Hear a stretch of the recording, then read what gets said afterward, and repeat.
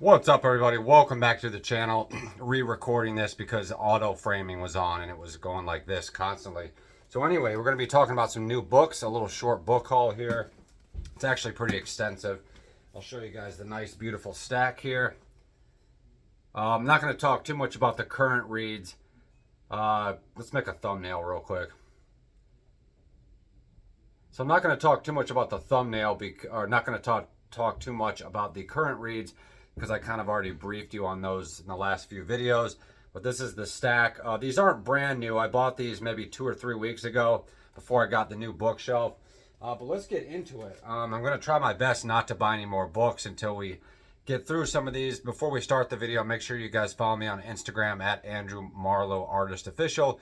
And please send me an email at andrewmarlowe22@gmail.com. We can talk about books or plus size stuff. If you guys go back to my older videos, you'll see all my old school plus size dating content, stuff like that. So yeah, going to try not to buy any more books until we kind of get through this. Make sure you guys like, subscribe, and please share this video. I would appreciate it. Got to get those likes up.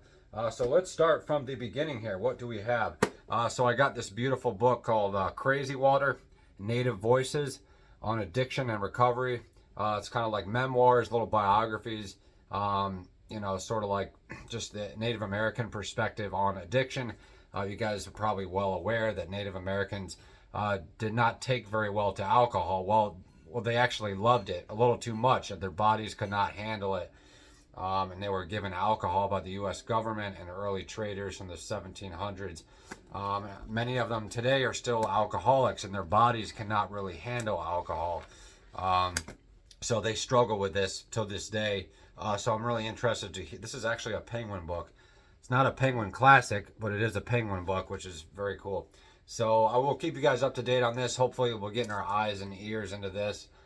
Maybe, you know, more towards the spring or the summer. I say that about every book. And usually we don't get to them right away, but we do get to them. We already finished War and Peace. Anyway, I'm rambling. So this is going to be a great addition to the Native American collection. Super excited. Up next, we have, I actually forgot one I need to bring down here. Up next, we have this book called We, Understanding the Psychology of Romantic Love. We retells the myth of Tristan and Isolde, one of the earliest romance tales, and uses it as reference point to explain the essence and meaning of romantic love. So it's kind of like, you know, philosophy, romance, and psychology, I guess. It's sort of based on Tristan and Isolde, but sort of, you know, breaks off into that and teaches us what love really is. So I'm really interested to get into this. Let me know if anybody has heard of this book. Author Robert Johnson. I forgot to mention the author on the first one. Brian Maracle is the author of that one. So up next, we have the second installment of The Divine Comedy by Dante Alighieri. I always have trouble pronouncing that. And this is I think it's like the second installment. I think the Inferno is first. Then there's this, the Purgatory, and then of course we have Paradiso. I do have all of them up here. Super excited to, you know, just have all these in my collection. They're all in the same Barnes & Noble's Classic collection, which is beautiful. So super excited about that. I'll probably put these back up on my bookshelf. So the Purgatory is basically, you know, after he leaves the Inferno, and I guess he's in Purgatory or something. So we'll have to check back on that later. I really love my Barnes & Noble's Classics, guys. I just adore those so much. I need to get a couple more of them. I want to get the full collection. Up next, we have this beautiful copy of Homer's The Odyssey. Either way, it's upside down for some reason. But this is from 1961. I'm not really sure what the original cover must have looked like. It might have been in a series with no covers at all. But beautiful print. As you can see, it's got the proliferated pages there, which I really like. Smells great. It's in beautiful condition. So this is great just to have some hardcover stuff like this in your collection. Got this for $5.50, so you can't beat it. Probably should take the price tag off here.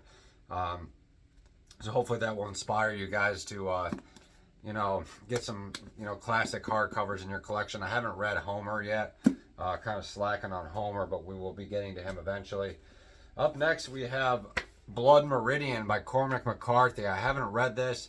Haven't read any Cormac McCarthy actually, but everybody keeps talking about this book. This is a brand new copy. Smells great.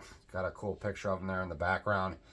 So this is basically based on a true story in American history of the, based on historical events that took place on the Texas-Mexico border in the 1850s. Blood Meridian is an epic novel that traces the fortunes of the kid, a 14-year-old Tennessean who stumbles into a nightmarish world in which the market for Indian scalps is thriving. So it sounds really interesting, and it's kind of interesting because, you know, we sort of are taught that the Native Americans were the ones that were scalpers, but I think it did go the other way around occasionally. So this is kind of like a historical novel, I guess you could say. Apparently it's very, very violent. Some people can't even get through it, but how bad could it be? So I'll just, you know, keep you guys up to date on Blood Meridian there. Up next, we have another book by the same publisher, Vintage. We have my first Haruki Murakami. I really struggle with Japanese words. So this is a series of short stories called Men Without Women. Seems really romantic. Seems like something I can relate to.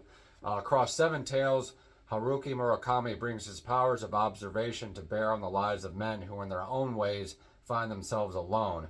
Here we find lovesick doctors, students, ex-boyfriends, actors, bartenders, and even Kafka's Gregor Samsa brought together to tell stories that will speak to us all. So this seems really interesting. I was kind of sick of hearing people talk about him. Like every other video is, you know, Haruki Murakami, gotta buy his books. So anyway, I stumbled upon this and I figured I would just buy it just to kind of see what he's all about, get him in my collection. So super excited about that.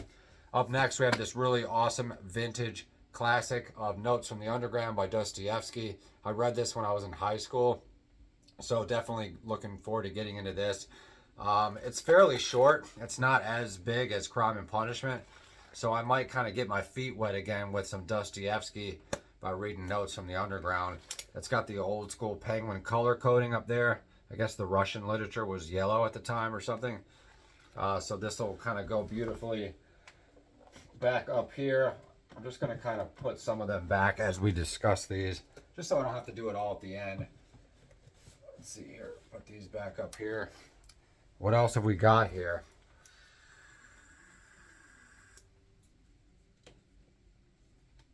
Up next, we have Ernest Hemingway's The Garden of Eden. Most of you guys have probably not heard of this one. It was published posthumously after he died. This is a really interesting story, guys. It's very simply written.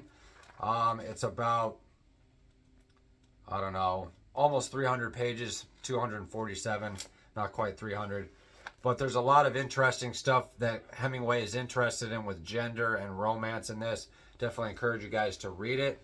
They sort of play this gender bending game where the woman sort of cuts her hair short and really weird stuff. Could have been like, you know, early Marxist propaganda perhaps, but it's an interesting story, and I was influenced quite heavily by it when I was in high school, having some troubles with my own ex-girlfriend back then. So anyway, that's a really good one to have in your collection. Up next, we have this really cool penguin. I don't know if it's a penguin classic. I think it's just a penguin book. But we have another copy of On the Road by Jack Kerouac. I really like this cover. It doesn't really quite look like him, but close enough. I have another copy of On the Road in the Penguin Classics. We'll probably put this back up on the shelf here. So now we've got two copies of On the Road. I think I already showed you guys the other one, which is this one right here. And I feel like as time progresses, book covers just get worse and worse. I don't know why that is. It's probably all the postmodernism. Up next, we have Samuel Richardson, Pamela. Heard good things about this. It's kind of, you know, a novel written about a woman or from a woman's perspective. So let me know if we have any Samuel Richardson, Pamela fans out there. This is a beautiful, brand new Oxford classic. I love the Oxford classics. And we actually have another Oxford classic right here. It's called Evelina by Frances Burney. This is a woman author. maybe from the 1800s, 1700s, can't remember which. Frances Burney's first and most enduringly popular novel is a vivid, satirical, and seductive account of the pleasure and dangers of fashionable life in late 18th century London. So it's more like 1800s, actually, I think. As she describes her heroine's entry into society, womanhood, and inevitably love, Burney exposes the vulnerability of female innocence in an image-conscious and often cruel world where social snobbery and sexual aggression are played out in the public arenas of pleasure gardens, theater visits, and balls. So this sounds really interesting. It's good to have some more Oxford classics and also women authors. They smell great. We'll probably put these back in the collection here. I just love that cover. The Oxford classics never fail with their covers. I think that's actually Vermeer, if I'm correct. Oh, it's actually not Vermeer, I don't think. Let me see here. Kind of looks like Vermeer. They put these damn tags on here. Yeah, it's not Vermeer, but close enough. You can't even. They cover up the artist right there, which is frustrating as heck. So we're gonna put these back in our little. Can you guys even see up this high? Not quite. But these are going back in my Oxford collection. I've been slacking on my Oxford books. I really got to start reading some of those. So lastly but not leastly, man, we blew through that really quick. We have William Faulkner, Intruder in the Dust.